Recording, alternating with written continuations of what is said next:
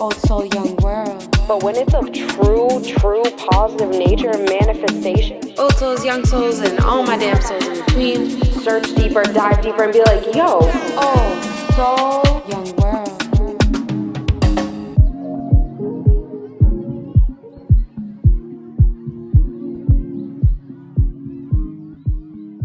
Old souls, young souls, and all my damn souls in between.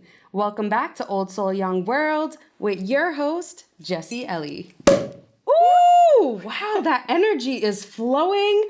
And guys, get ready because we have one for the books today. No, literally, we have an award-winning author, a doctor, an entrepreneur, business owner, natural medicine healer, anything else in the books, we're going to get to find out today with the one, the only, Dr. Olivia Audrey. How are you? I am wonderful, girl. How are you? I am so good, and I am so excited to have you here. I can't even tell you. It's my pleasure to be here. I'm really excited to sit down and chat with you and your audience today. I love what you have going on. Thank you so much. And I feel like we talked about it when you came in. The energy is energying, as people would say. We did not match these outfits on purpose. But I really feel like, actually, can I fill your cup? Yes, you Sorry, can. thank you. I feel like since I had met you, which was almost over a year ago, there had been this like manifestation of energy. We had the greatest conversation. And then it just reconnected right when it was supposed to. And now we get to share it with all of these lovely people. So let you go ahead and kind of, I gave you some of your accolades, but you have plenty more that I could not list all in that opening. Who you are and where you're from. Well, thank you. First of all, thank you for having me. My name's Dr. Olivia Audrey. As you hinted at, I'm a board-certified doctor of natural medicine. What that means is that I treat people from an energy-based, functional space that we believe that everything's connected. And I even take it a step further in that it's not just mind-body, it's mind-body-soul.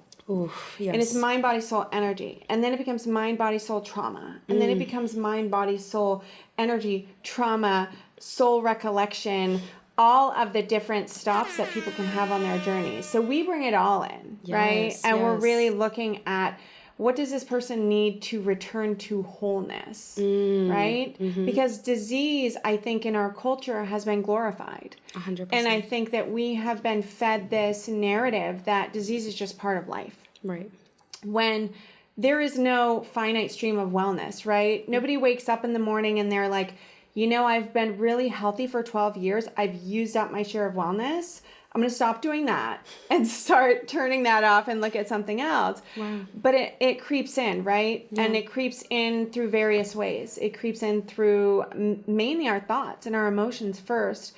By the time something shows up in the body, that's a long process of manifestation that's been going on. Very true. So really the passion for that came from my love of nature and growing up in the Northeast. Yes. And Shout just out. the beautiful, beautiful scenery that we have here. And I spent a lot of time alone as a kid. I was like the weird kid, right? I mean, I'm still the Same weird girl. I'm still the weird kid. I'm the weird 41-year-old. Yes. But it took me a long time. It took me like 35 years to really appreciate that. Wow. That was my connection. And so I just really started to learn how everything is connected. Nature and energy and signs and mainly intuition. Yes, definitely. As we talked about before, I see so many people with anxiety, and it's really just excess intuition. Right.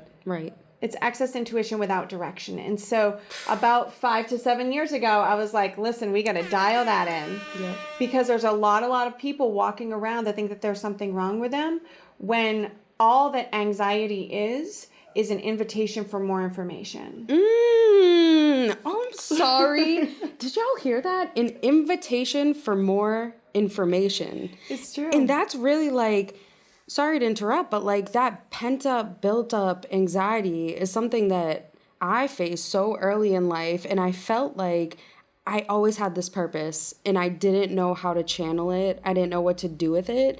And then it quickly turned into anxiety, depression, self-harm, mental health, like everything in between. And I did not realize it until, like you said, as a disease starts, you don't realize the cancer until it's cancer. Mm-hmm. You know what I mean? But it takes years or something that already started to have it become that, you know, kind of like a tumor, I guess you could say. And I feel sometimes that's where mental health and anxiety, in a way, it's kind of like a tumor, and it's something that we can let grow in our mind and become who we are, opposed to, actually, I think you said it off camera, but it's not who you are, it's what you are. Yeah, so it's intuition and energy, which we're all energetic. I think. Yes. If you don't know now, you know.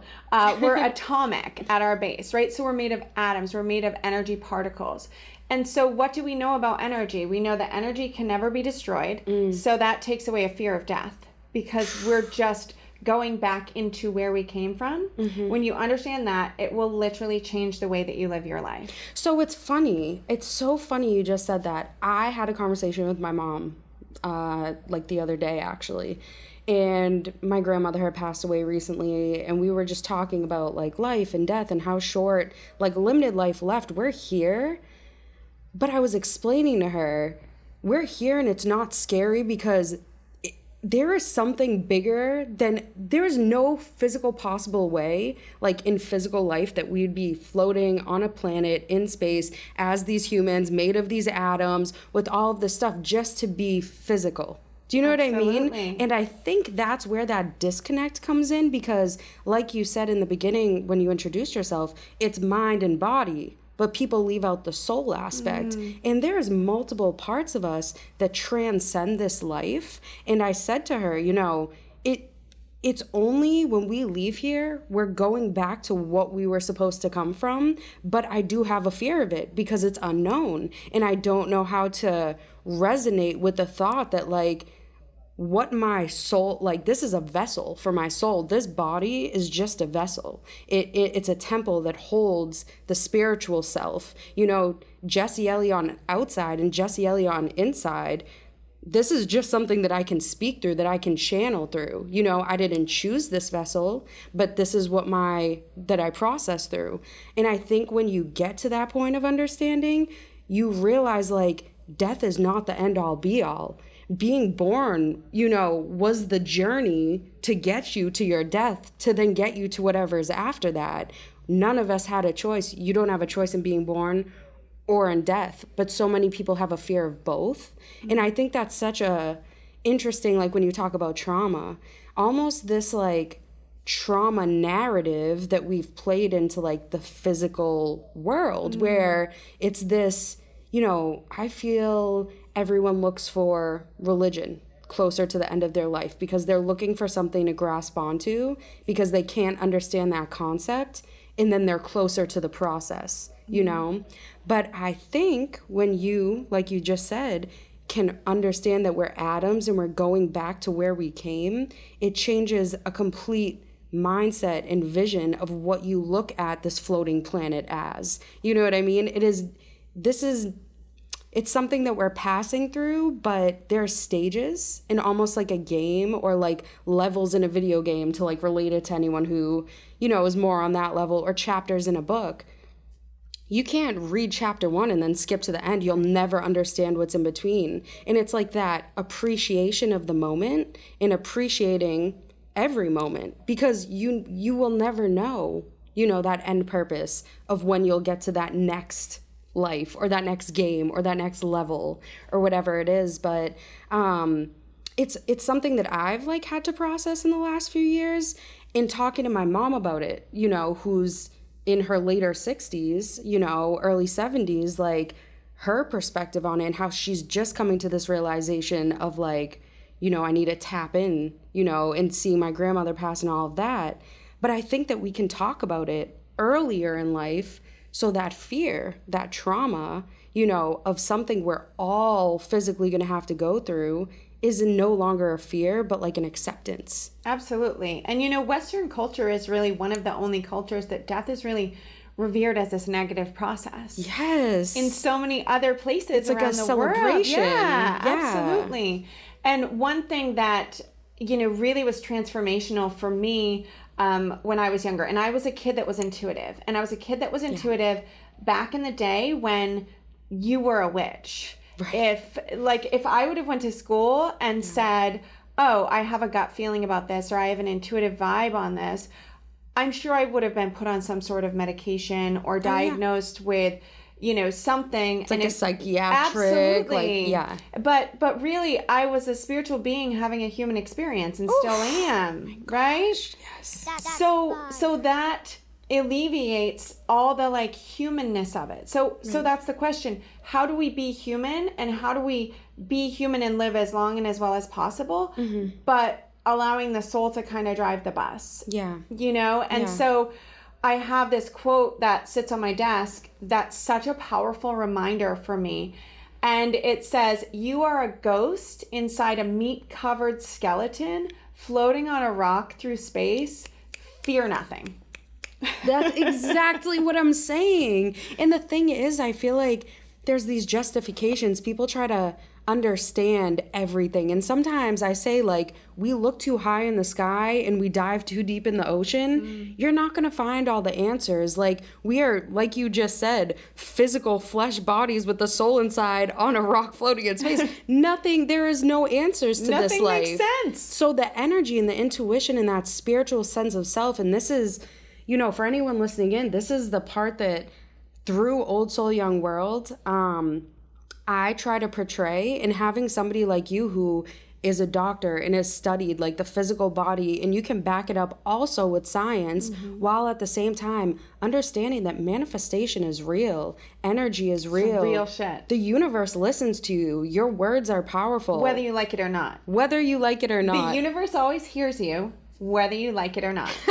So, step number 1, you've got to clean up the conversation that you're having with the universe. And self. Because it starts with the self, but you are the universe. So, yes. Expressing yourself as a human being, as a Jessie, as a Dr. Olivia, as a whoever. So, we are here as the experiential fingertip of the universe. Wow. What would an experience be having a life as Olivia, having a life as Jessie? And the more that we do that and the more that we lean into that, the more that the universe expands. Right. Consciousness expands. Universe expands. This is not just woo-woo shit. This is quantum physics. This is proven. Yep. This is hardcore science. But even in medicine, we can understand that an embryo grows and it develops all of these things. It develops a cardiovascular system, but we cannot identify. We can see the structure of the heart develop and mature. No one knows where the heart rhythm, the electric impulse comes from. It just starts beating one day.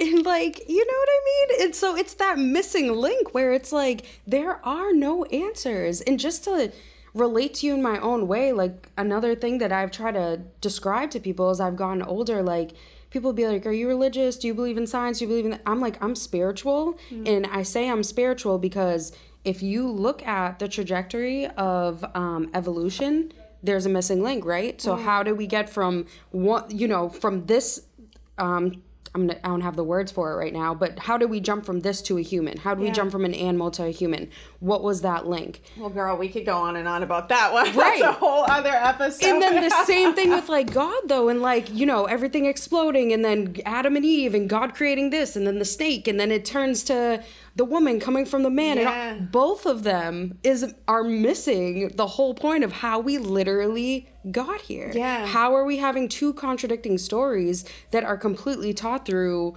very much so Western culture? But then there's this argument between science and religion, If you meet right in the middle on that spiritual basis and just understand there are some things you will never have that answer to, but they're inside of you. 1000%. And you just need to feel it.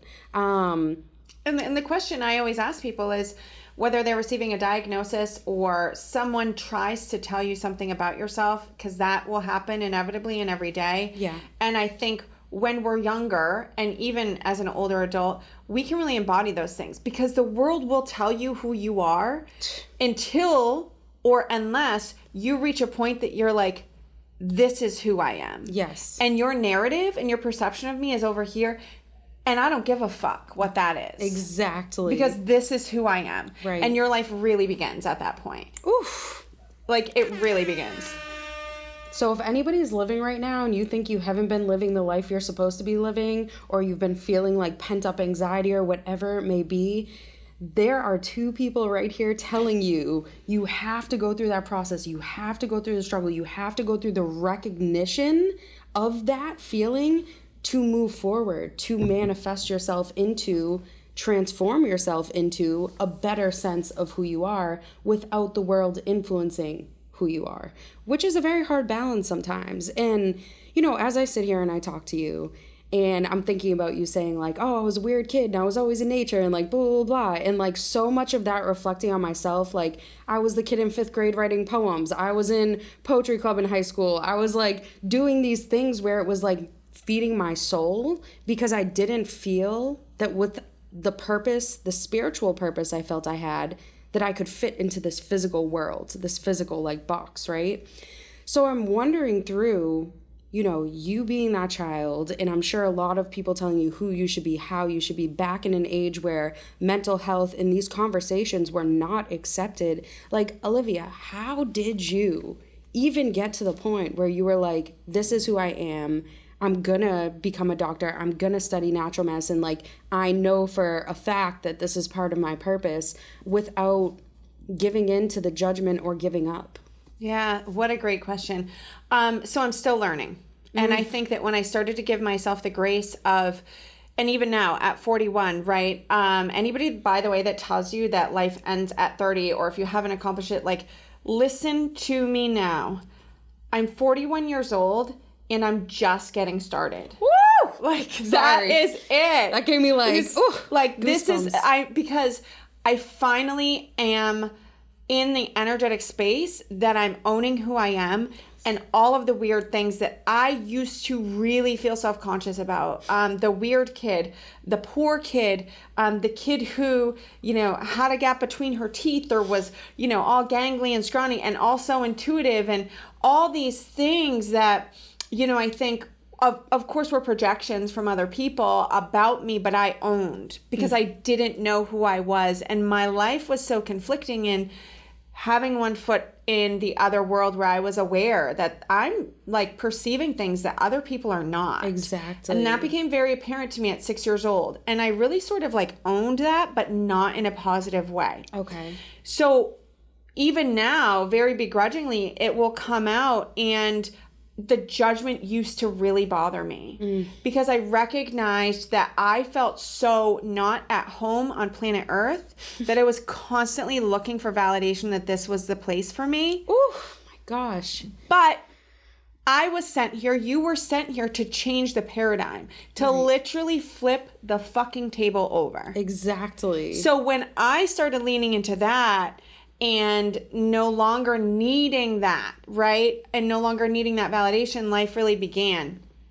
But girl, I am still figuring it out. And I give myself grace because one thing that I remind myself is, Olivia, you have never been this version of yourself before. This is her first time going through this world, meeting people, loving new people, getting your heart broken, healing, changing, shifting, dreaming, inspiring, aspiring, but you've never been this version. All of the other versions of me had to die to get to this version of me. God, Olivia. How much forgiveness does that allow you to give yourself? Exactly. You're not, because you're no longer locked in the patterns of, oh, Olivia, this is the same old shit you always do. No, you've already shed that. You shed that from yourself. That's who Olivia 2.0 was. Yes. And Olivia 5.0 can look back at her and say, girl, we know better. Yes, exactly. And the hands down thing that I have really stepped into, and I'll say it twice because it's so important, is that I now know I have become the woman that younger me would have run to for protection. Oh my gosh. I have now become the woman that younger me would have run to for protection. Yeah. And that, if that isn't top shelf success, spiritually, I don't know what is. Right? 100%. That's a full 180 of your own personal fulfillment of your purpose that you didn't know at that time. Young Olivia, who was struggling, who felt insecure, all these things, she couldn't imagine that I would become who you I would am. become this. But this was always meant to be. And it's like some of those things when you look back, and even like right now, sitting with you, Olivia, and like anybody who's watching the show, and this is how I've been trying to put stuff into perspective for myself. But I think back to like 5 years ago, right?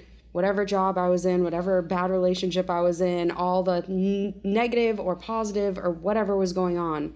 Every single step, every choice, every decision, everything that I made, the times that I doubted myself, that I felt like I should give up, that I wasn't worth it, that I shouldn't be alive on this earth anymore, everything in between led me to sitting here today talking to you. You know what I mean? And I feel like when you start to realize that, like when you look back now on your whole journey back to 6 years old and you're like, in freaking the 5th grade, if I didn't make that choice or go to that, like all of those things were meant in our alignment, you know, comes within us.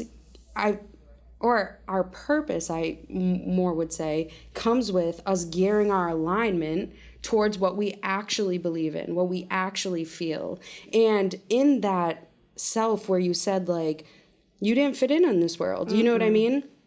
It is the exact reason I started Old Soul Young World. I did not believe, I thought I was born into the wrong place. Like I was literally like, somebody took me from somewhere. I should not have been here. I am literally way too elevated spiritual. I see like auras. I'm having premonition dreams. I was having like reoccurring. It's still till this day, I say to someone, if there's a dream scientist out there, please study me because something that goes on in this mind, and maybe that's something we can tap into a little bit more on the dream realm. But the spiritual side was so deep. I was like, there's no way I could ever combine it with the physical because social media was rising and trends rise and fashion rises. And at the time that I'm coming to self-realization, it was around the time that like plastic surgery skyrocketed. And I'm looking at women with unrealistic bodies and I'm judging myself and I'm hating who I am. But at the same time, crying to my mother saying, I was born with a purpose. I have a purpose. I need to help other young women. Praying to myself, like, please let me speak out to help other young women. Please let me speak out to help other people understand, like, you're not the only one that feels alone here. You know what I mean? And with that, when you can really embrace that difference, that outcastness, that sense of feeling like you don't belong, you really realize you were always meant to be an anomaly. You know what I mean? And that's really what it is. And when I'm sure people look at you on the outside, they're like, she's so beautiful. She does this, she does that. Oh, but she speaks spiritually. Oh, but she talks deep. Oh, she swears when she talks about it. Like, you're a real person. You have tattoos. You're like, cool. Like, but there's something deeper than your vessel. And it's the fact that you have something to give to the whole entire world to enhance the culture of consciousness. And that's really what it is. We have, you know, trending, right? Everything's always trending. What's timeless? You know what I mean? What's timeless at the end of the day when, you know, everything burns and nobody's alive on this earth and nature takes over? Because at the end of the day, if it's nature versus human, nature is always going to win. You know, they ding, ding, ding, they coming out on the other side. And we will not, you know, our bodies will decay. You know, our minds will go at the end of the day. But what will carry over from us? Our souls. In our soul purpose. I feel that just everything that you just said is so important for everyone to, and it's so impressive that you're looking at this at the age that you are, because let me tell you, I feel like I'm the OG of like, I'm like are the OG. I'm like the big sister of like, you know, this new generation of just like spiritually badass women. Yes. And it's such an honor. And when I look back at everything that I had to go through, all of the insecurities, which again, I'm still working through, Yep. It has been so helpful to know that if I could give one bit of advice to women or to anyone, it's that once you become comfortable with your own insecurities and your own flaws and your weird quirks and habits, no one can ever use them against you again. So it loses its power. Because always, whatever you put your focus on is where the energy grows. Yes. And I tell that to people with an illness and I do think that there's some validity to, pink ribbons and, and fighting for that cause. I'm not deducting that, but you have to be really careful and cautious, whether you're dealing with a trauma or an illness or just a bad week in your life. Right. How much do you want to sit in that? How much leverage do you want to give that? Because it's not very long along that line before that thing starts to dwarf your own identity, your own essence, your own eternal nature. Yes. Because the truth is, you're here. 1 million people did not wake up today, but you did. Yes. So you still have a purpose. Right. So get busy aligning with what that is. 100%. You know? Yes. And I love what you're doing with your work, because I'm like, damn, if I would have just had the balls, or there was a format or the whatever. Right. But it's so fulfilling for me to see women like you asking these questions, because back in the day, people were afraid to ask them. Right. Exactly. Especially women, especially human beings, especially, certain cultures. It just was not a talked about thing. It was like, oh, spirituality, like, oh, I believe in spirits, but like, let's not. Right. Because we didn't want to upset the apple cart. And the whole time I feel like the universe is like, you go to earth, you go to earth, you go to earth, and like upset the apple cart. Exactly. Like you're meant. So it's funny that you say that. I used to say this, I don't know what I would even call it. Not like a prayer, but just something I would repeat, like a mantra, I guess. But like, when I was really going through difficult things and I felt like I wanted to give up, and I would think about myself as this fruitful tree, right? And that one of the apples got rotten, or that like a worm went into it, or whatever it was. Like, I'm a very visual person, and I would always say this mantra of like, please universe, shake the rotten apples off my tree that are no longer meant to be there, that will take from the fruitfulness. They will infect all the other apples and then I'll have none left. Like, please universe, shake those apples from my tree. And it just, when you start like accepting and verbalizing what you know you deserve and what you know isn't right, because I think also with intuition comes discernment, and it becomes something that you have to balance, you know what I mean? And you have to really feel it out when you're in relationships, friendships, workships, partnerships, whatever it may be, because as spiritual beings living a human experience, our energy can be so strong sometimes. And once I started adopting that mantra and believing it, things started happening. And it wasn't for like a year or so that I really stopped, and I was like crying, like I lost this person and I lost this and I lost that. And then I just took a step back and I was like, I asked for this, and this has been given to me and shown to me. And now, like I say, when I look back on that, like 4 years ago, 5 years ago, when things were happening, it was waiting for me. Do you know what I mean? The universe was waiting for me to accept what I knew was mine. Even on the days when I struggle to get to that space, it's been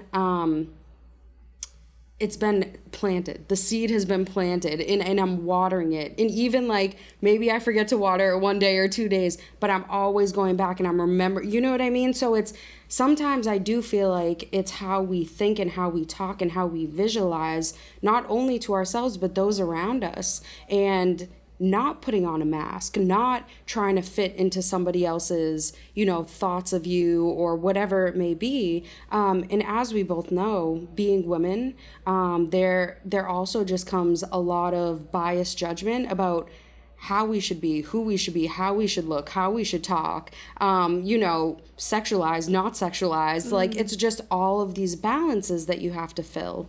And one of, just to move into one of your amazing books, best-selling, is How to Change Your Life in 10 Days. Did I say that right? How to change a week to change your life. A week to change your life. Yeah.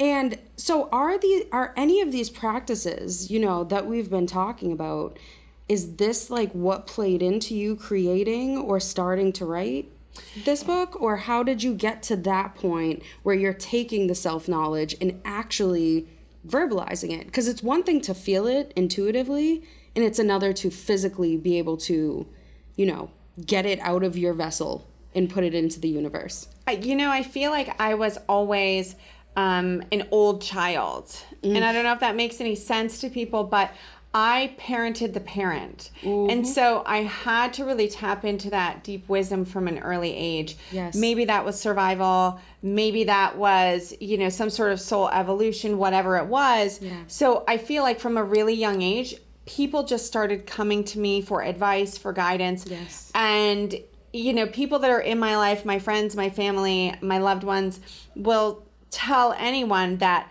there's black, there's white, and then there's Olivia, because I'm like, I'm like objective, but I will just give you the way that I see it. And the way that I see things and the way that I measure things is like, this is what I see is true for me. And let me explain to you why it's true for me. But here are the tools for you to figure out what's true for you.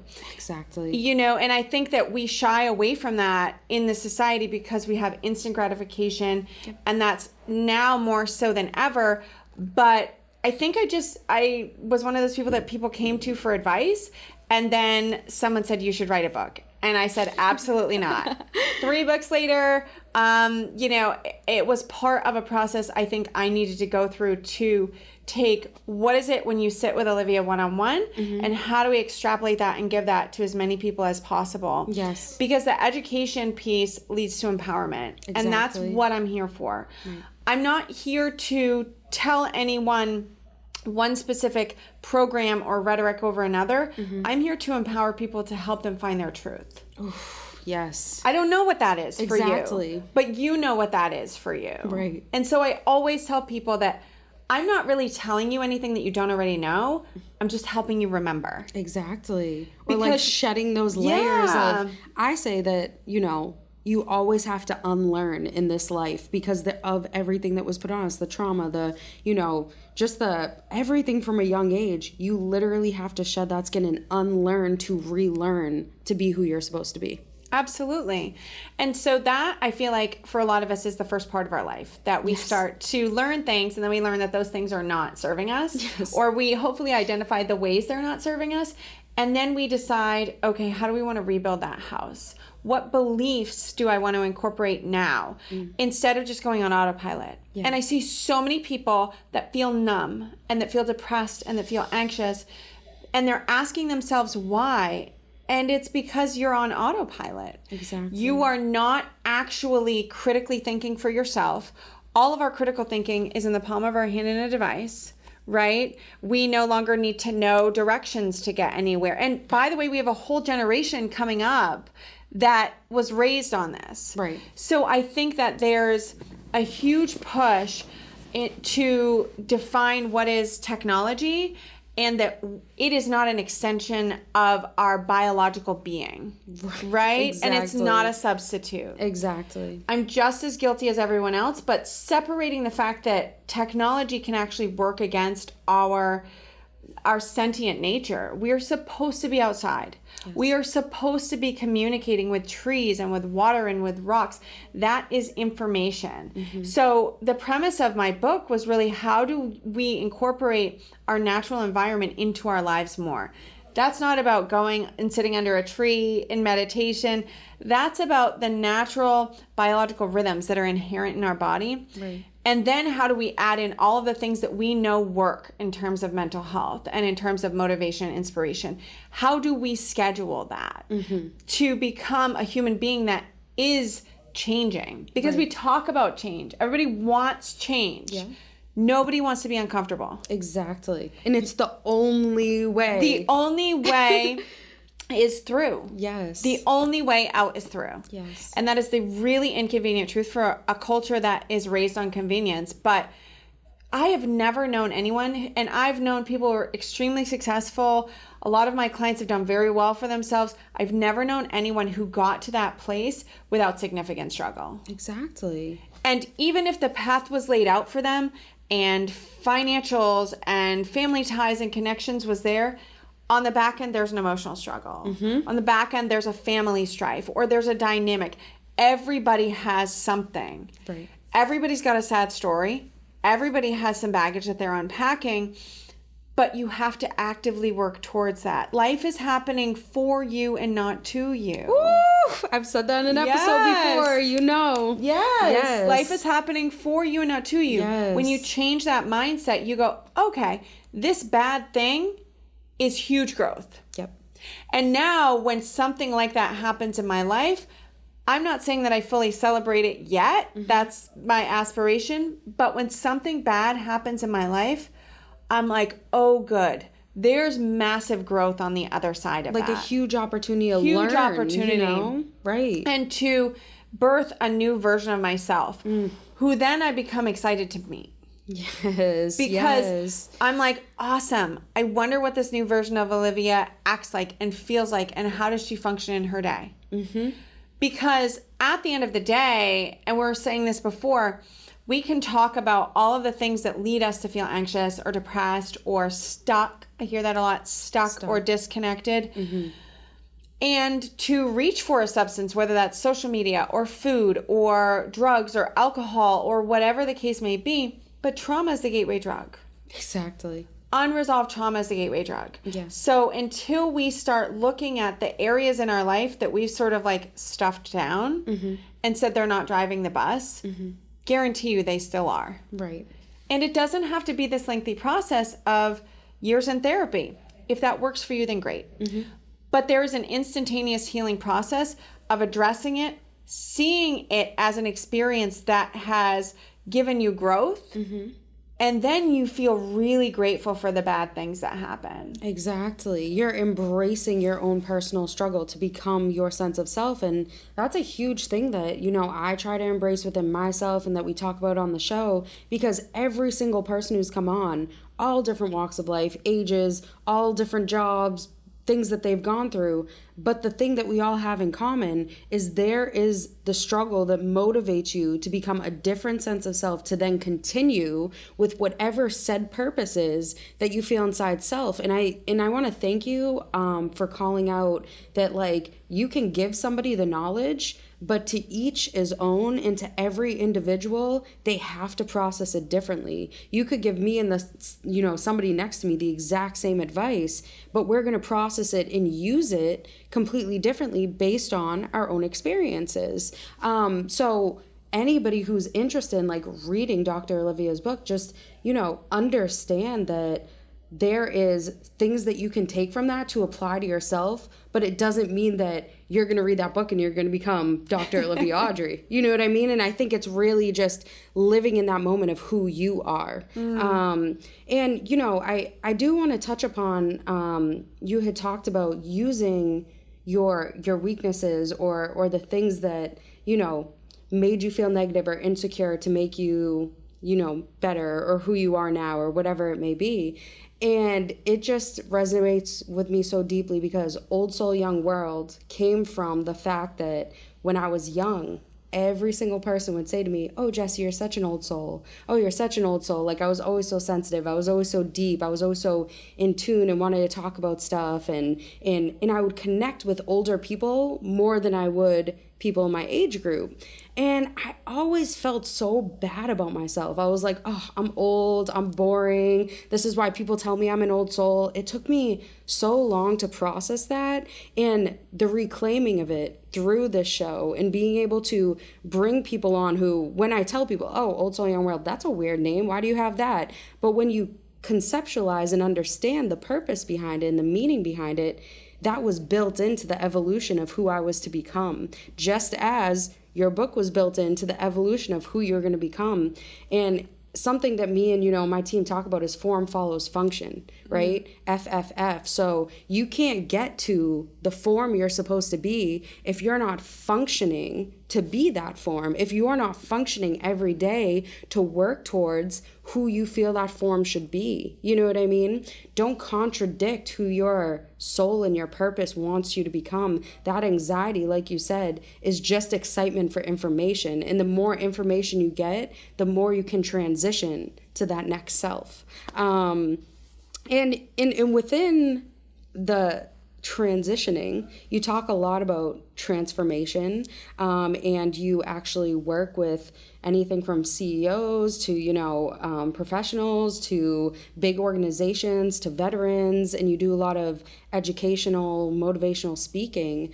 How do you, these are all very different things and different people in different sectors in the world take this knowledge and apply it to different groups that are so, dynamically different, but giving that same sense of like education and consciousness when you teach them? I think that the circumstances may be different and there's different dynamics, but ultimately there's universal truths. And that's what I really try to present to them. Yes. So people ultimately, I think as a soul and in our human bodies in this culture, they want to be seen, they want to be heard, and they want to be validated. Right. Every single soul on this planet wants to be validated. Like, I came here for a purpose, and we spend most of our life looking around for the person or the job or the thing or the cause, whether it's positive or negative, it's going to validate that purpose. Yeah. Instead of just sitting in the knowledge that you're here so you have a purpose. And every part of the struggle and everything that you go through is just more data. Right. And when I do consulting for, Fortune 500 companies, everything from that to nonprofit veterans organizations to celebrity clients, it's really all the same. And it's about helping people to lean back into their truth. What's true for you? And if you walk through a day and you start from everything that you do from the moment that you wake up, open your eyes, instead of grabbing for your phone, I encourage my clients to practice at least 10 seconds solid of gratitude. So what I'll do will look something like this. I'll lay in bed, I'm aware that I'm waking up, and I go, okay, I'm going to squeeze the juice out of this. Yeah. This is the most comfortable bed I've ever been in. This pillow is amazing. I'm so grateful that I'm able to wake up in a safe space. Yes. Whatever your circumstance, there is something there to be grateful for. And gratitude is the ultimate transformation tool. We talk about that a lot in manifestation, but we talk about it because it's true.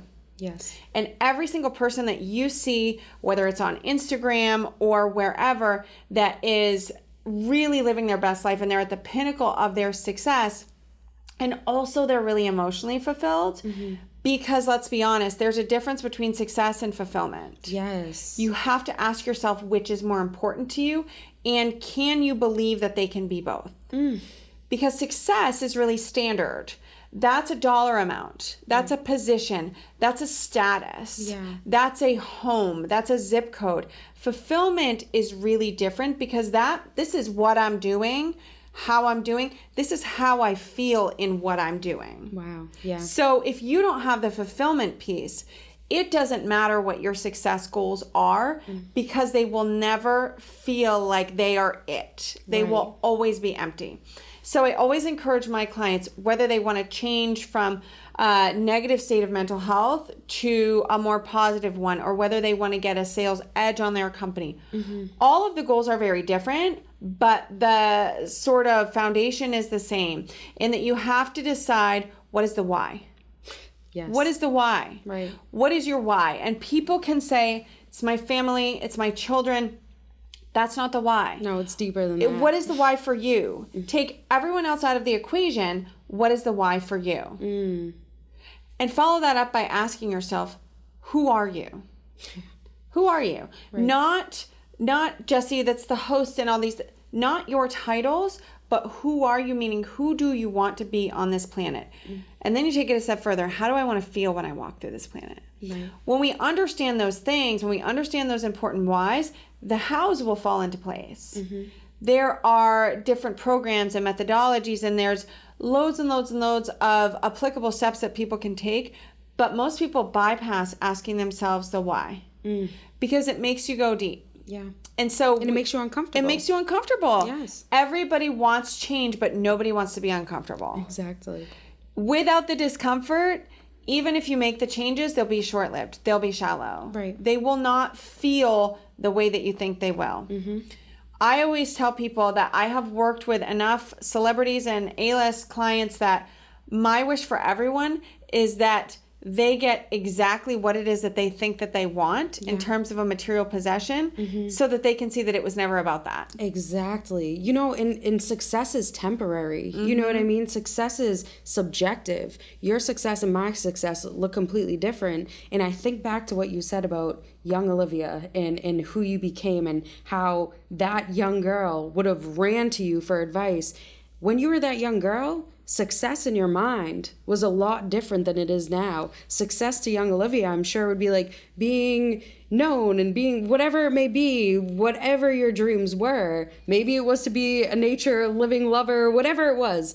But as you got older, your success was fulfillment. Your success was you reconnecting yourself with yourself. You know what I mean? And your reconnection and alignment of self leads and helps others to realign themselves. That is success. That is personal fulfillment, if I've ever seen it myself. I mean, and to you even, that might not be your success. Right. So when you talk about that, like a celebrity, somebody could have everything and look at it and be like, oh, this is an amazing actor and they have all this money and a huge mansion and all this stuff. But when you sit down with them one-on-one, Their life's a mess. they're a mess. They're emotional. They're Failed relationships, poor health, poor sleep. They feel lost in their own life. So it really is not the things. I always tell people, when you look at the private jets, when you look at the red carpets and all of these things that, you know, often I've been associated with, that's all cool stuff. But it is just cool stuff.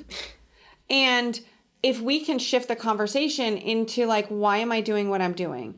And ultimately, how do I want to feel when I walk through my life? Yes. Do I want to feel like somebody who's purposeful? And even if I don't know what that purpose is yet, I can give myself the acceptance that it's on its way to becoming. And I always tell clients, if you don't know the answer to a question, if you're trying to move to a new city, if you're trying to date someone new, it means you don't have enough data yet. Either you know the answer, you're telling yourself you don't, in which case you're going to get more evidence for the answer that you already know. Yes. Or you're still collecting data. Yes. And if you're still collecting data, have fun in that process. Right, right. You know, we like to fast track life, and then we are so sorry that we get to the end of our life and we're like, damn, I wish I had more time. You didn't enjoy the process the whole time. You wanted the end result. We don't want the manifestation. We want the manifesting. Ooh. We're here for the process. Can you say that again? We're not here for the manifestation. We're here for the manifesting. Exactly. If you don't enjoy the process, you will never enjoy the manifestation. Right. And if you're only manifesting in hopes of getting to that pinnacle of success, to getting to that manifestation, but you're not, you know, you're saying it, but you're not living it, you're not believing it, you're not breathing it, you're not waking up and being grateful and saying those positive mantras and believing in yourself and giving yourself grace, what I just said, the form cannot follow the function. Yeah. You cannot get to that. You know what I mean? And I think it's just opening up even the conversation of speaking about this. How many people wake up every day and they're going to a 9-to-5 job with their heads down, they're depressed, they're going in a cycle back to back, living unhealthy, eating unhealthy, feeling not good about themselves, but they can't get out of the cycle. You know what I mean? Yeah. Do you have any advice for anyone listening in who, you said a lot of people feel stuck? And I myself, I feel like I've said that so many times in my personal journey of myself. I feel so stuck right now. I don't know how to get out of this feeling. What is like the one first thing that you would say that you can do to start getting yourself out of feeling emotionally, mentally, or physically like stuck? So for me, it always starts with that initial question of what is your why? And if you don't know your why, which a lot of us don't when we're in that space, is I encourage people to do what I call an energy budget. And it's very similar to your financial budget in that you sit down and you go, okay, I have 100% energy when I start my day. Mm-hmm. Walk yourself through a day in your life. And then I want you to have a really honest conversation with yourself about where you are allocating your energy. Are you waking up and you're giving 20% to your family? And this is not negating the roles and responsibilities. I'm a mom. I've raised children. So I get it. But where are you allocating your energy? Is it 20% to your family? And then is it 60% to your job? And then is it, before you know it, most people go, oh my gosh, I'm energetically bankrupt by noontime. And that leads into burnout. It leads into burnout. And burnout is a huge thing, and especially in America, in the United States, but everywhere across the world that we bring ourselves down to that low battery energy and we just keep ourselves there. And we go negative battery energy. And that's really how you push yourself into the state of burnout.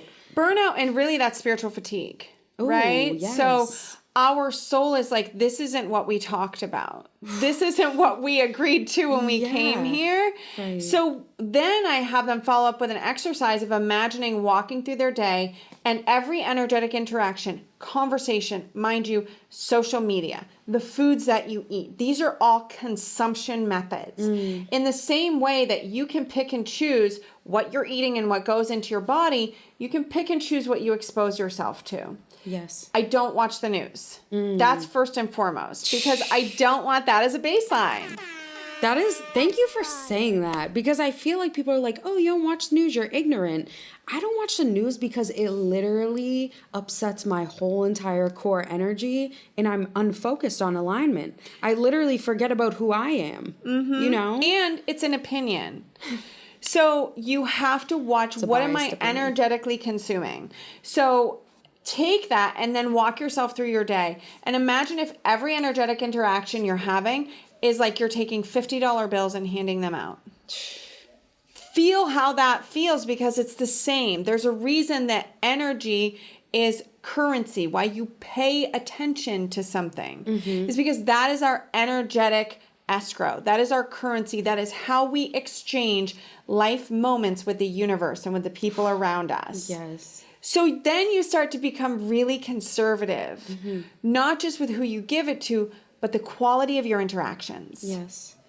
It really stops you from having superfluous or superficial interactions, because you understand, if I'm going to stand in this moment and have this conversation like you and I are having right now, this has to be meaningful to me. Right. We have too many people doing meaningless shit and then wondering why they feel disconnected from their purpose. Oh my gosh, 100%. And I think that, you know, also when we talk about this, and, you know, we kind of touched on it before, but with the burnout and with feeling, you know, you're not aligning with your purpose and you're feeling like negative about yourself and all of this, and it really plays into this huge mental health crisis that we have going on right now, that I feel like we talk about it, but nothing's done about it. Like, to me, it's appalling that I can think that in today's day and age, there is not a mental health class ingrained in curriculum in schools. Do you know what I mean? Something that is literally taught from a young age, where we start talking about emotions, and it's built in just like a health class. Like when you go and you learn about sex and you learn about this and you learn about that. I'm sorry, we're going to learn about sex, but we're not going to learn about how sex and that connection and you physically connecting with someone affects your soul energy. Yeah. Like, we're not even going to consider that there's a soul or anything in this realm. And then I think about social media and I think about the generation we're talking about, where kids are growing up with an iPad in their hands that quickly transitions to a cell phone, that then is putting what you just talked about, being careful about the content you're consuming. We live in a consumer society, but we don't realize we're consumers. You know what I mean? We all think that we're the main character in our story, but a lot of that is just following. A lot of that is accepting something that we don't want to accept, but has kind of been placed and given to us, you know?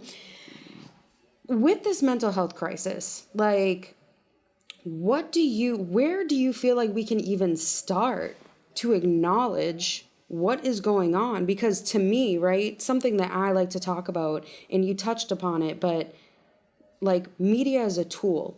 So you can look at it in two different ways. You can use it as a tool. You can use it as something that takes from your time, takes from your energy, takes from your person.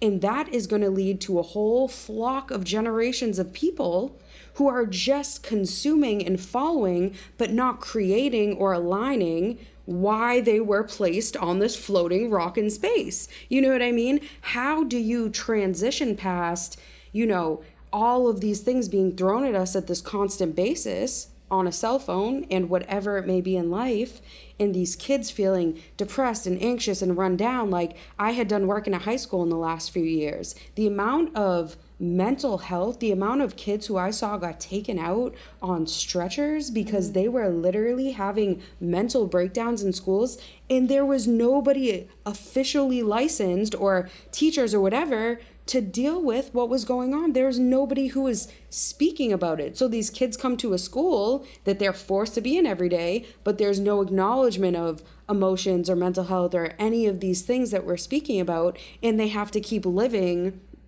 you know, as the routine goes. Like, you have to wake up, you have to go to school, you have to do this.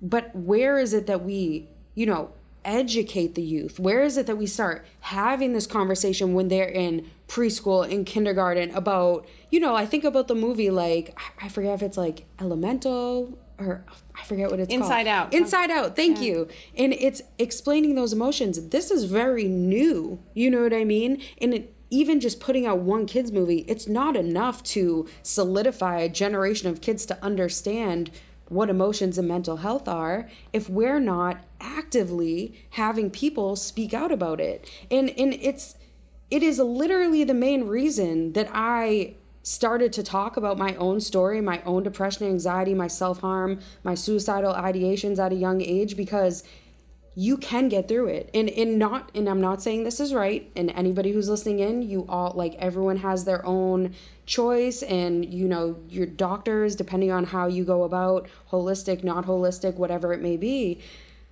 I had seen therapists at a very young age, and all of them, their solution was, here, to put her on this drug. You know what I mean? At a very young age. And spiritually, intuitively, if I could put it to you visually, something inside me was screaming out with like an air horn. It was like, don't do it. Don't do it. And like, to the point where like my mom was like, Jessie, this is the 4th time. Like, you've been recommended to go into like a depression medication when I'm like 16 years old. And I'm like, I will not take something that makes me numb my emotions, because my sensitivity, who I am, my empatheticness, my emotionalness, my ability to literally feel other people's feelings, like spiritually, like I can empathetically feel people. I'm an empath. I would have numbed all of that starting at the age of 16. And then would I be here speaking to you today about all of that testimony that I went through? But I feel for, and I look at the mental health crisis now, and the only way that I can do it with my purpose is speaking. But like, if you're going through it, you know what I mean? If you're a youth coming up in today's day and age, and like you said, you have children that you've raised, where do we start with that, Olivia? How do we get to the point where mental health is just as normal as going to get a physical checkup at your doctor? You know what I mean? And it's not something that's stigmatized as, oh, you have mental health, oh, you have issues, oh, it's negative, you have, you know, it's a disease, like I feel like is how it's portrayed, instead of you're accepting a part of yourself that is just as much a part of yourself as your legs are, as your head is, as your heart is, as your brain is. Yeah. Our soul is so in depth and in tune with those, but we leave it out of the equation. Yeah. And then I feel like that's when the mental health crisis comes in this trajectory, which right along with social media, where do we go with that? It's the perfect storm. You know, I think obviously education, but what do we educate and how do we educate? Because it's so case specific. But ultimately, the thing that I tell people when I work with them is that we have to have an open platform for people to understand that everyone has a mental health state. Yes. That just is. If you say that you don't have a mental health state, it means you're not thinking and you're not feeling and you're not processing. Clearly, that can't be true. Yeah. And there's different variables. You can feel good one day and not good the next. And sometimes that's just life. Yeah. But you have to start with the understanding that this is an experience that I'm walking through. But again, bring it back to the empowerment and emboldening the individual that you are bigger than this experience. It does not feel like that at the time, but you are bigger than this experience. So let's unpack what you're feeling. Yes. Because in everything that you are walking through, there is a lesson. Mm-hmm. And I think normalizing and destigmatizing whatever those emotions are, and just sort of having a baseline of whatever you're feeling is okay. Yes. People talk about anger as a negative thing. And I think long-term, sure, there's health implications and there's, a whole subset of things that can make it negative. But man, if you're stuck and you get angry, and that anger helps you lose the weight or fuels you after the breakup to move to the city where you start your business, and then that's okay. Right. Anger can be motivational, but we have all sorts of different opinions on what emotions are right and what emotions are wrong. All emotions are right. Right. But we have to also encourage discipline and discernment, emotional regulation. And it's okay to feel whatever you feel about whatever's happening. Yes. But how do you encapsulate that and advocate for yourself? What that looks like teaching children and even adults is, for example, I'm having a bad day and I have a great group of girlfriends around me, but one in particular who's my unofficial therapist. Because I think therapy works for some people, but I think for some people they feel frustrated because the nature of it is to drag out the problem and keep giving it energy. Yes. And it doesn't have to be like that. Right. So I will text her and I'll say, I need to vent. Do you have the space for that? I'm owning that this is me. This is not the world around me. This is me having an experience. And she'll either say yes or no. And then it's a safe space to sort of do that, right? Right. But people are really just walking around projecting whatever they're feeling and emoting onto everyone else. Yes. You know that. You're an empath. Of course. So if we can start teaching accountability and emotional accountability for people and ownership of whatever you're feeling, whatever you're going through, it's not good or bad. It just is a thing. Yeah. But there has to be confines to it. Right. And I think what has happened in recent times is that we are like, we don't get what's going on with society and with culture, so we're going to make everything acceptable and everything okay. And to an extent, this is an unpopular opinion, but I think that actually encourages mental illness more when there's not parameters. Yes. Specifically for children. Children need parameters. Right. Not judgment. That's different. But I think that they need to understand that whatever you're feeling is okay, but it's about how you express it. Yes. And I've never seen a mentally well person commit a violent act. You know, it just doesn't happen. That's always the precipice for something.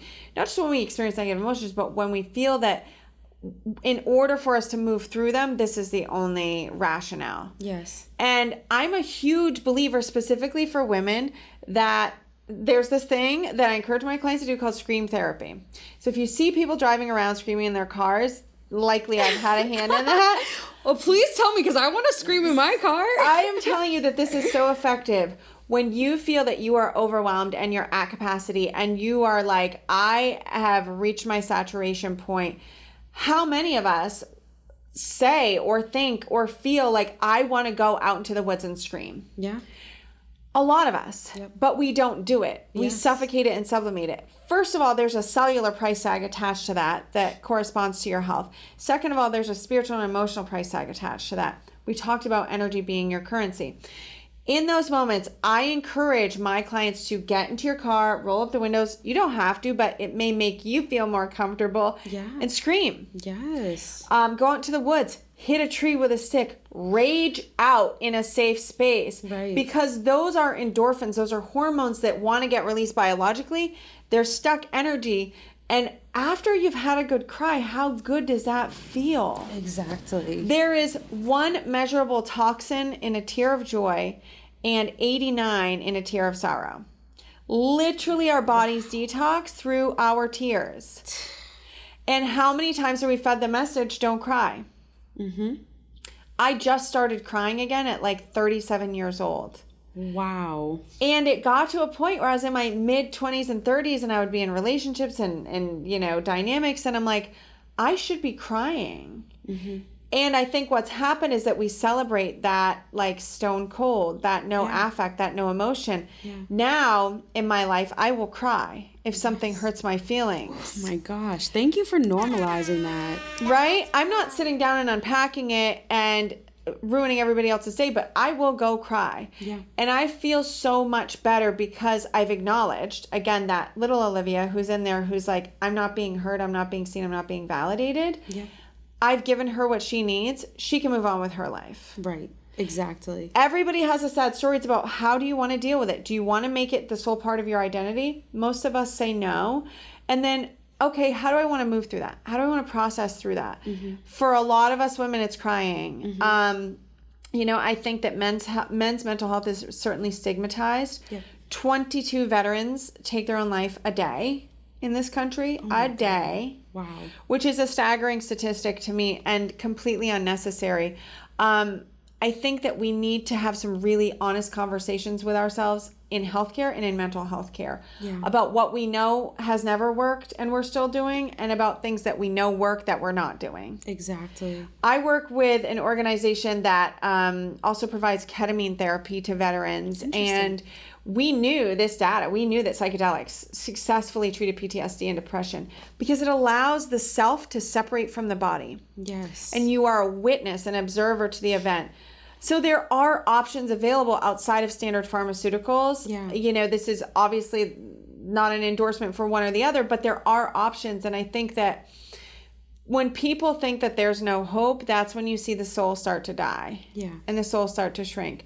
There's always hope. There's always an option. And in that moment where you're feeling like so much despair and so much depression, if you can take even a second and just know that this is serving you in some way.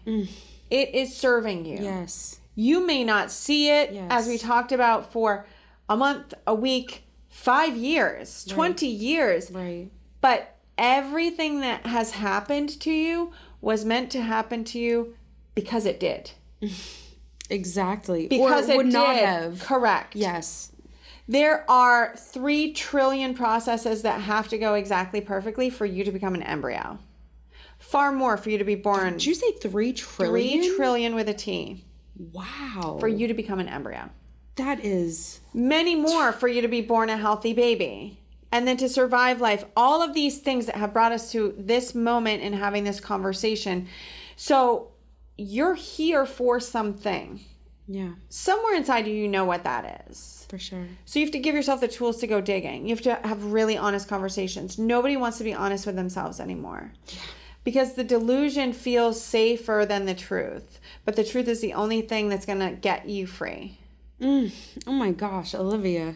Yes, 100%. And I just want to reiterate, like, to anybody listening in, to anyone in the audience, or, you know, anyone who's been tuning in with me the last few seasons, it was meant to be to have you here, because everything that I envelop and believe in is something that you have taken and you've made into a business, a career, a lifestyle. And it's just to show struggle is not your end. You know what I mean? Struggle is the start to you accepting your future. And I think when you embrace that, and the amount of times when you were saying that, and I kept picturing people's faces, words are so strong. They stay with you for a long time. How many people told me, Jessie, stop being so emotional. Jessie, stop crying. Jessie, you're this, you're that, too sensitive. Like, every single one of those things that people told me stop being led me to be who I am, lets me be my own sense of self, my own personal self. And I'm just wondering, through your own experience, through, you know, from before you became a doctor to, you know, having your kids, going through a family, now writing your books and having your motivational business and everything in between, was there a moment that you yourself had to go through struggle, if you wouldn't mind, like, opening up about something? And what was it in that moment that helped you to move forward from that situation? So many moments. So many moments. And at the time, it feels like punishment. Yes. It feels like I should stop doing this thing that I want to do, or that feels like it's the right path for me. That's what my soul's calling is. And now I just see struggle as an indicator that I'm on the right path. That it means that I'm doing something I really care about. Because it's the same analogy as when people say, you know, oh, I hate that. Well, you can only hate something that you really care about. Oof. Yes, right? Yes. So you have to be passionate to hate it. You have to be passionate. So it's misplaced passion, but it means that you care. Struggle means that you care about what you're doing. It's a positive indicator for any entrepreneur, for any business person starting out. Struggle is always the indicative factor that you are on the right path. Yes. And it is that resiliency and that reinforcement through filling your cup, through doing the things that speak to your soul, whether that's meditation or retreats or whatever it is for you, to continuously do that, to keep that engine going. For me, honestly, I've had countless struggles. I've been married. I've been divorced. I've been a single mom. I've done all the things. I was not the soccer mom. So I would travel and build my business when I didn't have my children and come back for softball and lacrosse and soccer games. And all these moms are sometimes Judging right you. off of a photo shoot with like full hair and makeup. And all these moms are judging me like, who the hell does she think she is? Right. It turns out, I can now say, apparently I'm someone that doesn't care about your opinion of who I am. Hell you yeah. know? Exactly. I refuse to let anyone else make me feel less special than I will let myself feel. You're just not that important in my story. Yes. And that's okay. Yes. Because we make other people really important and we make them the stewards of our experience. You have to be the steward of your own experience. 100%. You also have to cultivate the ability to tune people out. Because whether you're launching a new business, starting a new relationship, or you're fledgling anything in your life, people have no shortage of opinions. And until you get really solid in the this is gonna work, because there's no other option, and because I know it and I feel it and I see it, people can rattle you in really subliminal ways. Yes. And they can eat away at that powerful manifestation momentum. Yes. So I keep things quiet now. Nobody knows my moves until I make them. Let's go. Yes. I love that. Yes. So what you see, that's gum that's already been chewed. I've been working on that for 5 years. Right. Exactly. That's why when I develop a business or I, write a bestseller or do whatever, do a TED Talk, people are like, I was just talking to you last week and you didn't mention anything about that. And I'm like, right, because this was mine. Yes. This was my process. And it has to come down to the fact that you are doing what you're doing for yourself. Yes. Give yourself that grace and that gift. Because if you are doing things waiting for the validation of other people, that's fickle. Never coming. That's a slippery slope. People change their minds. They change their opinion. That is so transient. And so for me, going through struggles, when I was in it, I thought life was over. Right. When I was in it, I thought you're never going to recover. You're never going to love someone again. You're never going to, be in this place. You're a bad mom. You're this, you're that, all of the things, right? Because when we open ourselves up to that energetically, those things will find us. Yes. The judgments will find us. They're there in the waiting in the wings. You have to become so solid and so okay with seeing those things, hearing those things, and knowing your truth. And not doubting yourself Not based on doubting other yourself. people's doubt of you. And also understand that even if you hear something about yourself and it hurts because it resonates a little bit, understand that you are also in the process of changing. Exactly. So the you that they're speaking of, cellularly, we're not even the same people as we were when we came in and sat down. Our bodies have changed. We've gone through mitosis. So who are you talking about? Right. Are you talking about the Olivia that came in and sat down? Yeah. Because I don't know her She's anymore. already gone. She's gone. So if we allow ourselves that constant process of change, Yes. it makes anything that anybody tries to throw at you like null and void. It cancels itself out. And the biggest thing that you will encounter is judgment. Yeah. As a woman, as a business person, as a human being in general, is judgment. Because as I said, everyone is walking around with whatever ideas they have and they're just throwing them out into the world. The world is just you pushed out. Right. So all of your insecurities, all of your triggers, guess what? You're going to meet that person in the relationship that's going to push every one of your buttons until you heal them. Exactly. You have insecurities about your body. You're going to come in contact with people that trigger those. Yeah. And that is just feedback. Yeah. That's feedback from the universe of, does this still infiltrate the true core sense of self? And it can take a really long time to work on those. But if you can allow yourself the grace to surrender and say, I'm a work in progress. Exactly. This struggle is serving me. It hurts. It brought me down to the bottom. But I do trust. So anybody that's listening, if you are in the middle of what I call a dark night of the soul struggle, relationships, body stuff, images, health conditions, somewhere deep inside you, you do know that you are bigger than whatever this thing is. Exactly. You are bigger than whatever this thing is, but you have to find that little glimmer. And when you get it, you just have to squeeze the juice out of it. Yes. And then maybe it goes away. And then the next day you have to find a path back to revisit it. Right. You have to do the work because otherwise you're just adrift. And then you really feel like life is happening to you and that you're a victim and life seems meaningless. Right. You can look at your life one of two ways in any circumstance. One is that nothing is connected, everything is random, life sucks. When we die, it's over. The second is that everything is connected, everything is a miracle, everything is serving you, and that you are in the process of becoming. Which feels better to you to connect with? Right. Exactly. And it's a simple decision. Yep.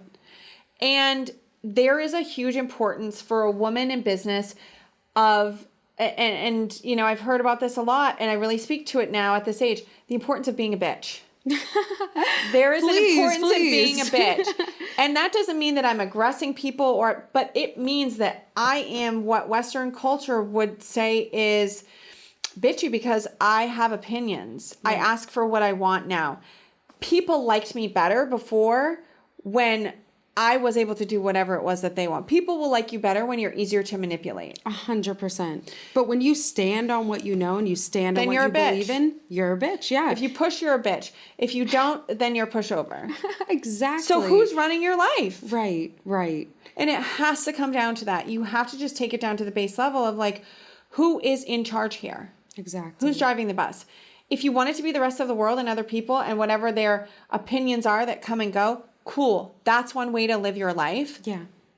But it won't feel very good. Yeah. And when you're, 40 years later, 30 years later, and you have to look back and unfortunately look on that journey and be like, I did not fulfill self when I should have been through all of those learning lessons and all those obstacles. And when we meet people in our lives, like you said, hate comes from passion. When you meet someone, I look at people's mirror reflections. What makes you comfortable? What makes you uncomfortable? Why? Reflect that on yourself. You know what I mean? What is it that you internally can process and can't process through what that other person's energy is giving off? But sometimes it's just that energy does not align with you. And it's okay. It's not bitchy. It's okay to say, I do not want that in my life. Just like I said, shake those apples off my tree because rotten fruit cannot stand next to healthy fruit. It will always infest, just like a disease. You know what I mean? It's true across the board.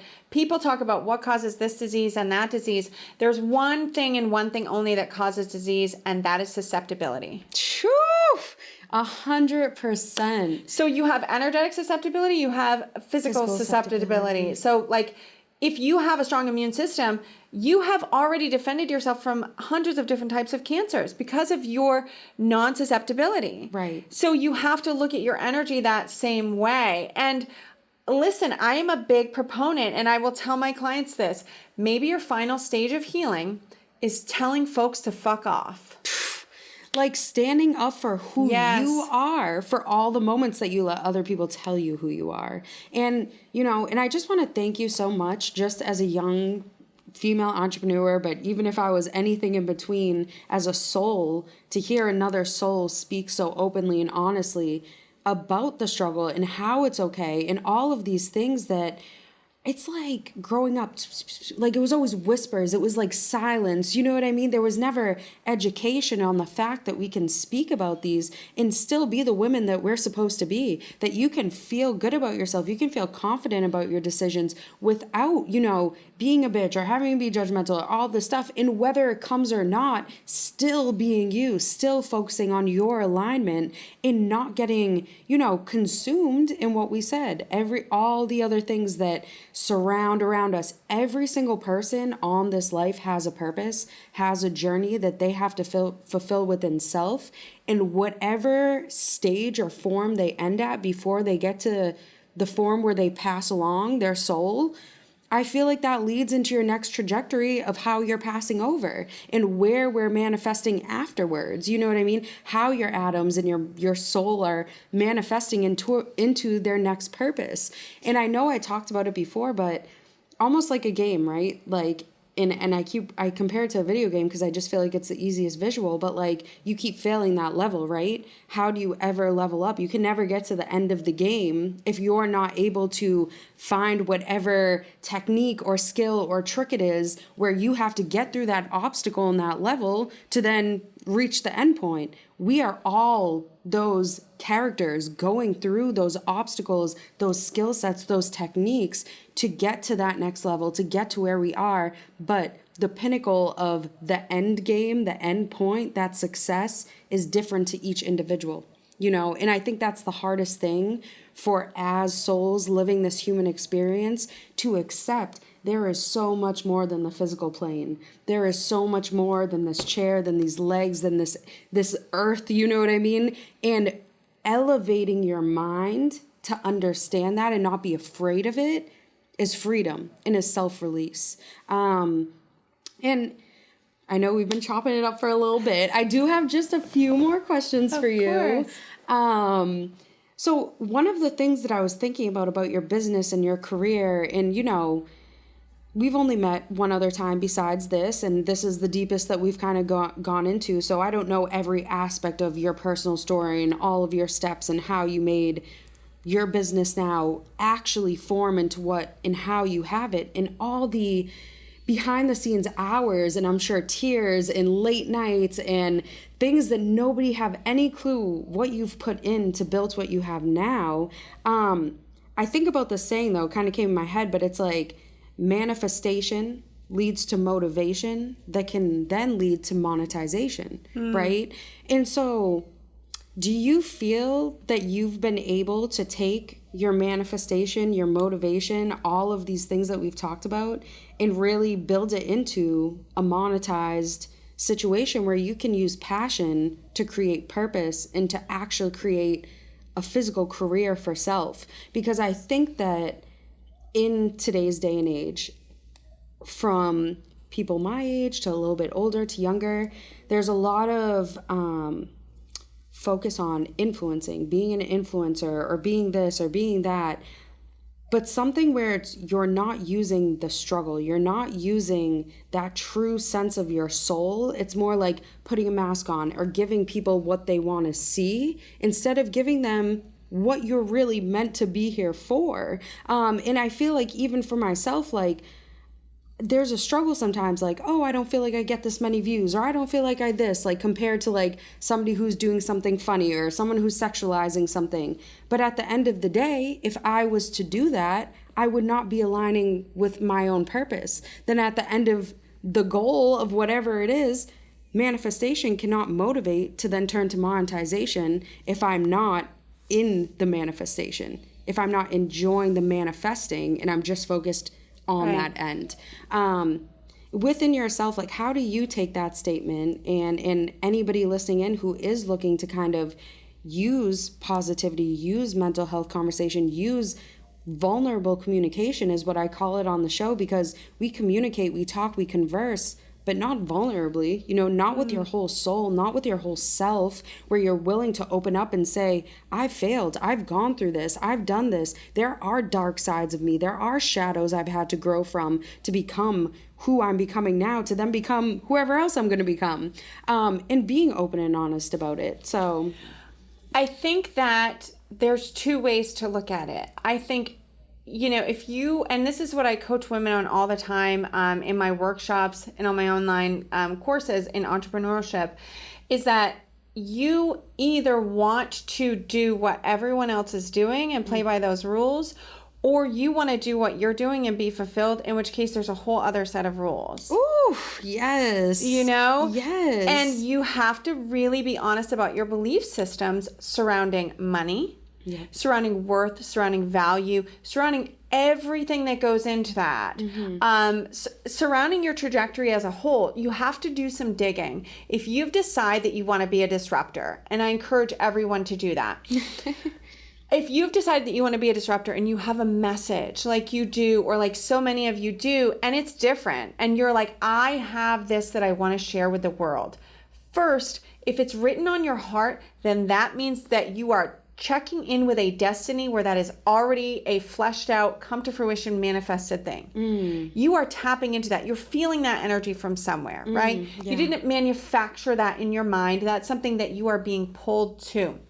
So you can play by one or the other set of rules.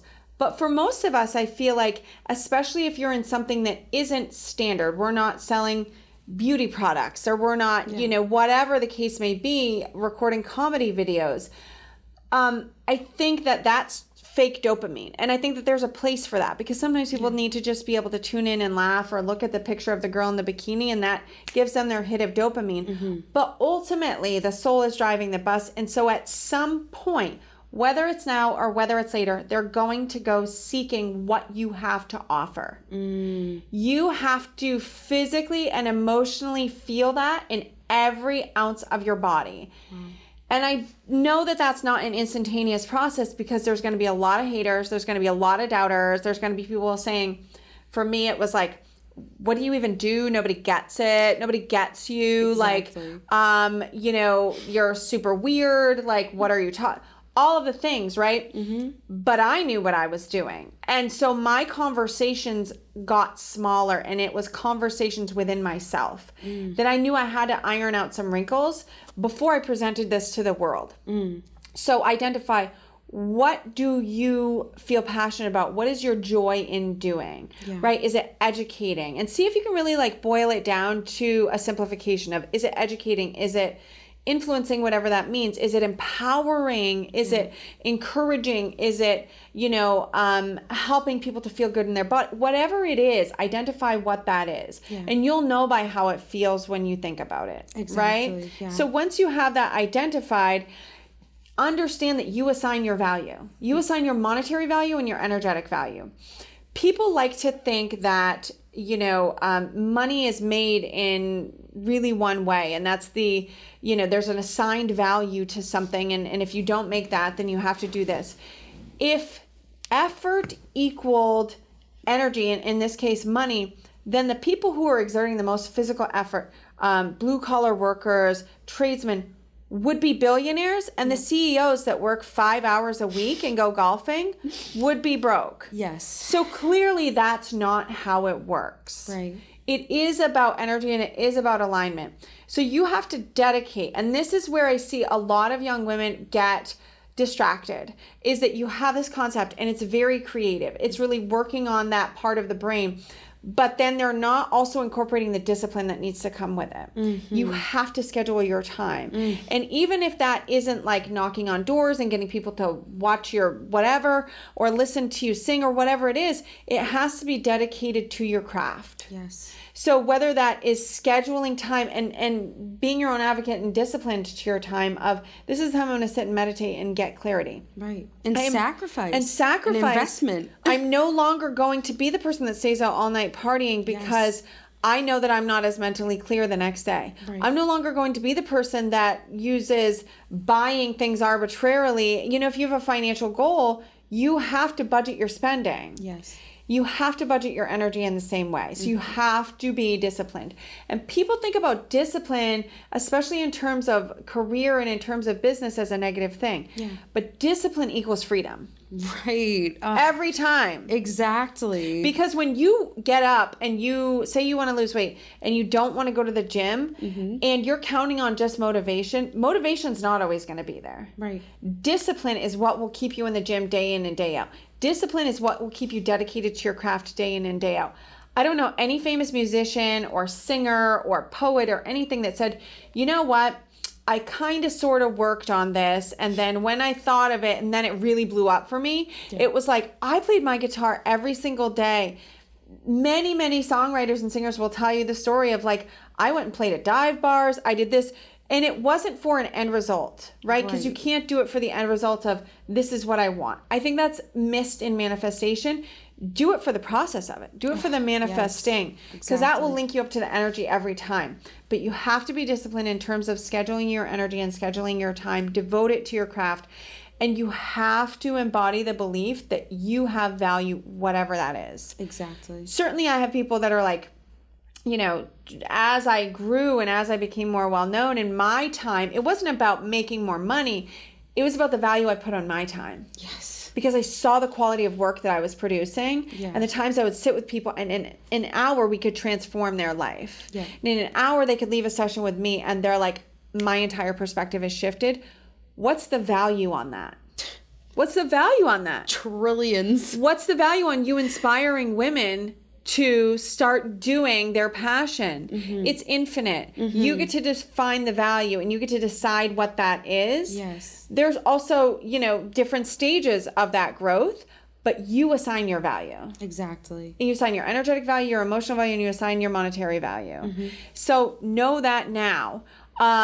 That it's not about making something work. It's about being so deeply, I would say, instead of batshit crazy, batshit passionate about what you're doing. Exactly. That it doesn't feel like work. And I think about it as, like, while you were talking, like, the art of no wasted movement, and that's something where it's like you are, with each individual moment, step, everything you're doing, you're not wasting that movement. Everything that you're doing is transforming into what we talked about, the alignment, the soul purpose. So thank you for even bringing that up and for acknowledging these things that in society are not openly spoken about. And you, Olivia, I just want to say thank you to you, because you thanked me at the beginning of the show, like, for doing what I do. Seeing a woman in your generation and where you're at, and you consider yourself an OG, and it's like, if there's any young women or just anybody listening in, they're like, wow, she's so successful, she has this, she has that, she has all these things. How many years have you been doing this? At least 20 plus into my brand. Exactly. And that's before even getting, like, that's investment. That is, I used to sit down with people and I would do $20 sessions with them. Thank you. For 15 minutes. Thank you. And I did it in the beginning, and my mom used to come with me and she'll tell you the stories.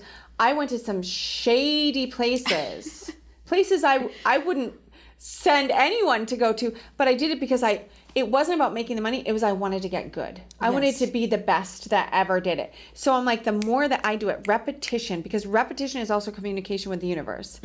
I want it. I'm on the wavelength. I can tune into this. It's easy for me. It's second nature.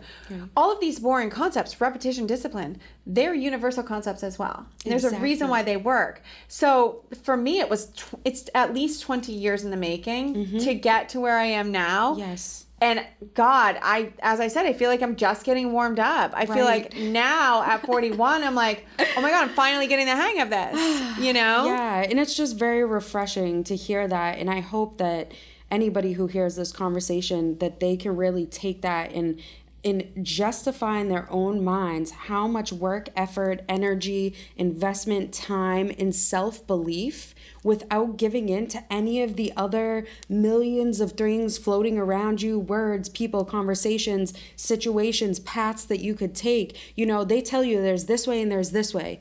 They never tell you that there's this way. Yeah. They never tell you can go straight down the middle and create something of your own. It's the path that's untaken. It's the one that's not chosen. It's the one that looks the scariest because there's not that many footprints there. And maybe there's a lot of trees and you have to go through the darkness. But I promise you, it is so worth it. And just like having you here manifesting your own journey and being in that manifesting stage talking about it is extremely inspiring, not only for me, but I'm sure everybody listening in.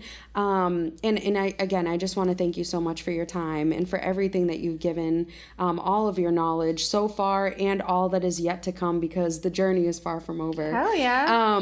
And I do, leading into that, want to give you the opportunity. Is there anything coming up in the next year that you would like to share? Any little secrets or anything you want to drop for the people to look forward to? You know I do. Yes. So there's a lot of things, right? And some I can talk about and some I can't, but you will definitely be seeing me on more national syndications. Okay.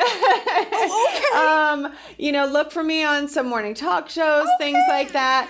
You're going to be seeing my face a lot. And I really love it. And I love not the exposure for me, but I love that this is not a moment, this is a movement.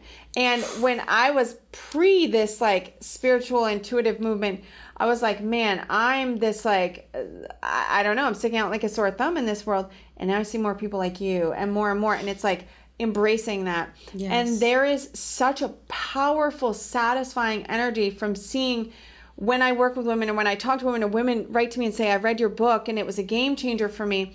It has nothing to do with me. Yes. It has to do with seeing women step into their own power. Right. Seeing anyone step into their own power. Right. Like waking up, yes, this is why I'm here. This is why I'm alive. So that to me is the good stuff. If I never sold another book, that's okay. If I never write another book, that's okay.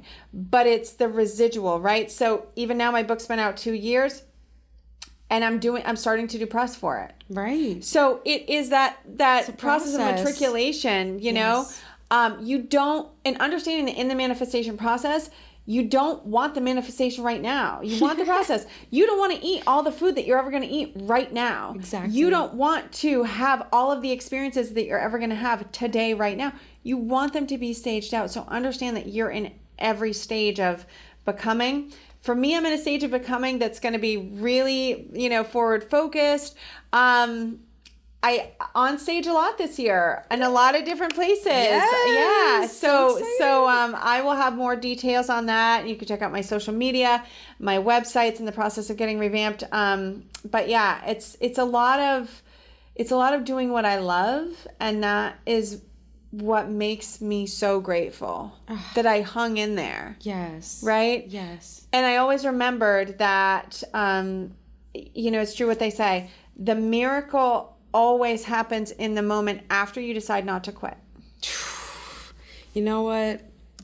Thank you for saying that, Olivia, because, you know, just brief to play off what you just said, and we can't wait to see you on everything in the future. We're gonna be checking it out. Make sure you guys tap in. In the last year and a half, I was planning to give up. I was planning to give up the show. At one point, I was planning to give up my time here. I just did not feel that my purpose, again, I had got to a point where I was like, oh yes, it's fitting. And then all of these things happened and I lost all of these people and again, because stages and phases, as you said, once something happens, it's not just going to stop there and you're going to stay there and you're going to get comfortable. Once you're comfortable, you're not growing, you're not moving, you're not pushing forward. And something had to jumpstart me and push me forward. And when you talked about the fear or the anger that sometimes can motivate you to make that jump to the best part of your life, I feel that that's where I'm being and becoming right now. And I feel with the manifestation of the conversation that we've had today and how it's played out, this is not only something that I needed to hear, it's something that someone listening in needs to hear, because we are all in that process and we all have those days where we can self-doubt and believe that you should give up on something that you really care about. But it is that moment where you push past it, that you can reach the pinnacle of whatever that, you know, success that is supposed to be coming to you and will continue to come to you when you choose alignment over giving into, you know, the physical aspects of the world around you. So really stay in touch with self, stay in tuned with self, because, you know, when you can tap in, you really can't tap out, you know, and once you know something, you can't unknow it. So get that knowledge, let that anxiety get to you until you get to the point where you're like, I need this information. I need to find out why I'm anxious and how to get over this. And just thank you again so much for sharing everything it is that makes you who you are. And just to end off, I ask all my guests this question, so I have to do you in suit.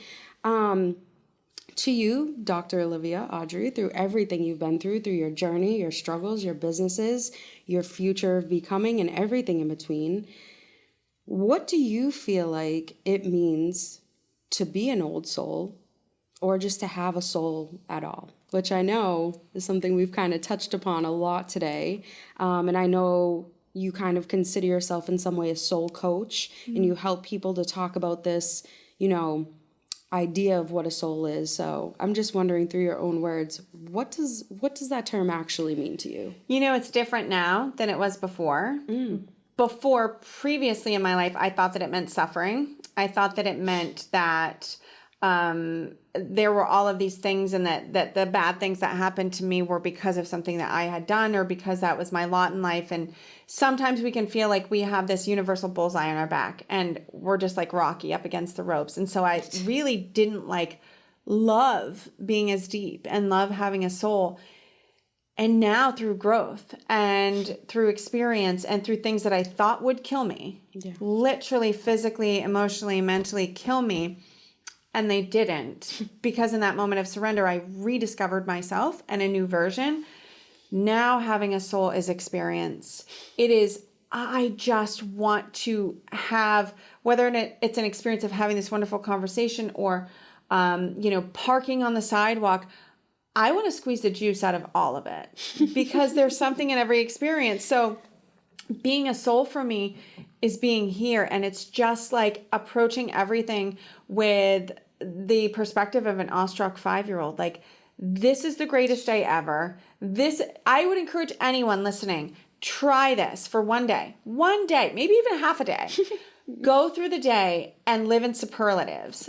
Basically, what that means is start your great day off with gratitude, as we discussed before, but walk into work and really look for things to appreciate. Like, this is such a cool building. This is an awesome cubicle. Or, the sky is so blue. Whatever it is, when you start to milk those little things, man, every experience is just amplified. And so now I am that person that will just stop the car and look at the cloud, because I'm like, this is amazing. And I'm sure people think I'm on drugs, which I'm not, but that's how I live my life. Yes. And it's this really powerful experience of then when things suck, you can just appreciate the suck. Exactly. So now I appreciate the suck. Yes. I love that saying. Appreciate the suck. Yeah. Yeah, you need to. It's the only way that we can, cope with, because life never stops. It's always going to happen. Life is always going to happen. And that's one thing I just wanted to acknowledge before we wrap up. Everything that we're talking about, everything that we've spoken today, we're still acknowledging the fact that life continues to go on, and there are struggles. There's things that are out of our control, family things, physical things, etc. But it's how you repurpose yourself, and what you literally just said is taking who you are, finding that gratefulness in every single moment, because there's a limited life left. And you don't know. You don't know.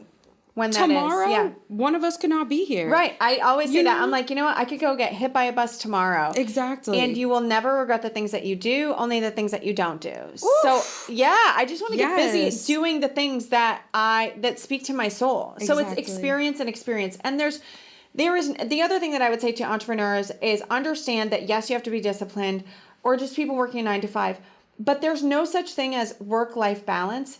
It's all life. It's all life. Thank you. So how do you want to live your life? This is your life.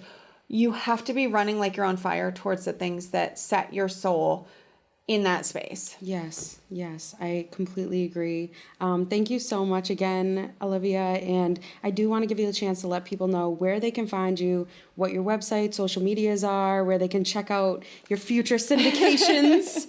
Well, as much as I try not to be on social media is, of course, a tool. It's the new business card. So you can check me out on Facebook and Instagram at the Olivia Audrey. My website, which will be finished soon, is www.oliviaaudrey.com.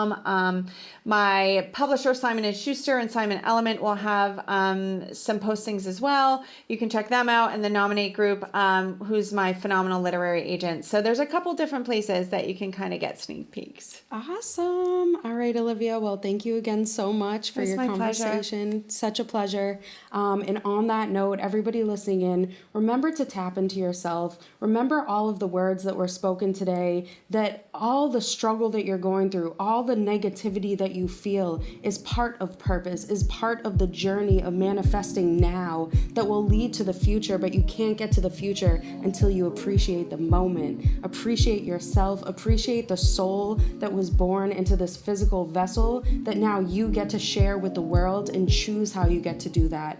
And please check out Dr. Olivia Audrey's books, because they really help you to tap into that alignment, to tap into that conversation that we need to be starting starting more across our nations with everybody from youth to elderly. This is something that should be vulnerably communicated to all souls. So again, thank you, Dr. Olivia Audrey. And y'all, make sure you guys tune in with me next week for another motivational, amazing guest on Old Soul, Young World with your host, Jessie Elly.